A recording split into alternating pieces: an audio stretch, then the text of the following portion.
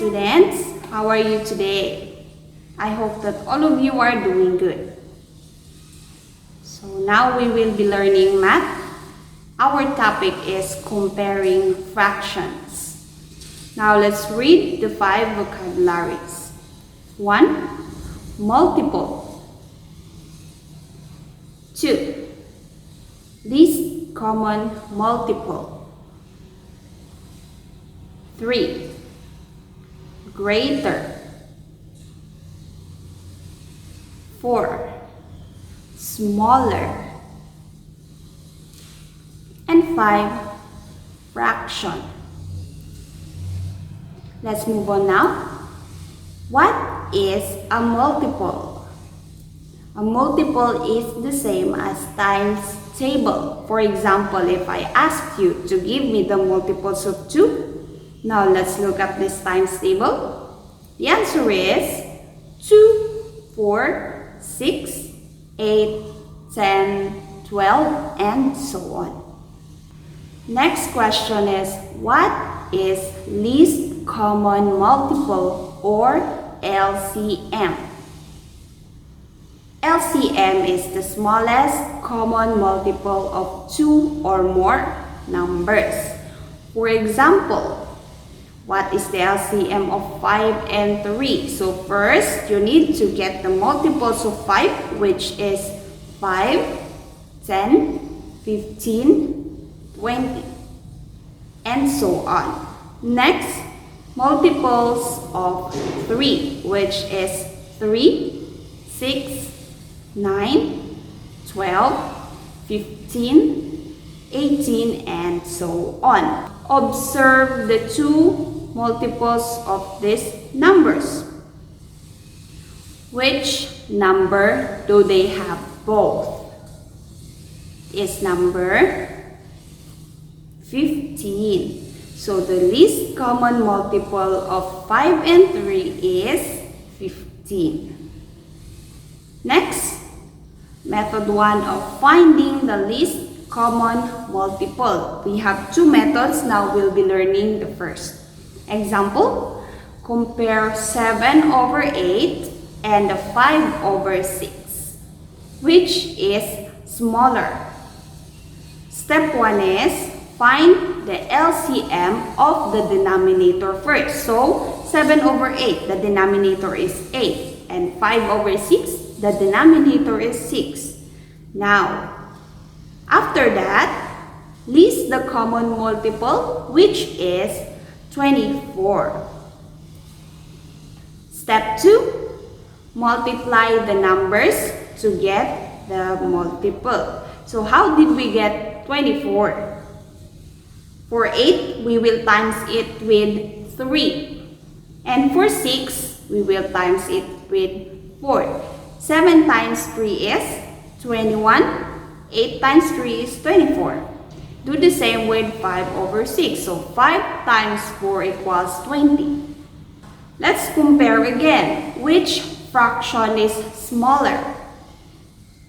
The answer is 5 over 6. Next, method 2. Cross multiplying. Example 1. Compare 7 over 8 and 5 over 6. Which is smaller? Step 1. Multiply the denominator, which is 8 and 6. Next, the answer will be 48. Step 2. Numerator times denominator. So please listen. 7 is the numerator of the first fraction times denominator of the second fraction. 7 times 6 is equals to 42. Next, 5 times 8 equals to 40. Which is smaller? The answer is 5 over 6. Example 2. Which is smaller? 5 over 6 or 1 and 2 over 3. Step 1, we need to convert the mixed number to improper fractions. So, how do we do that? 1 and 2 over 3 is a mixed fraction. Now, let's start converting it. 3 is the denominator times 1 as the whole number plus 2 as the numerator. The answer is 5 over 3. Next, multiply the denominator and the answer will be 15. Step 3, cross multiply. So 6 times 3 is equals to 18 and 5 times 5 is equals to 25. Compare it again, which is smaller. The answer, 6 over 5. Let's go to your activity in your book. Please open it on page 7. Which is the smaller fraction? Letter A. For example, 7 over 8 or 5 over 6. First step is get the multiples of the denominator. Then after that, get the least common multiple and write it as your new denominator. Then, which is smaller fraction?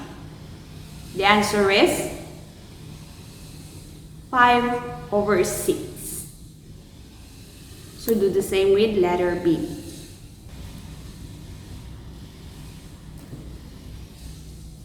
Next, page 8. Number 2, which fraction is greater? For example, letter A, 2 and 2 over 3 or 15 over 6. Now you need to do the steps on how to solve for the multiple and then write your method. And the answer will be 2 and 2 over 3. That's it for this video. Thank you for watching and I hope that this will help you answer your activities. See you again next time. Bye!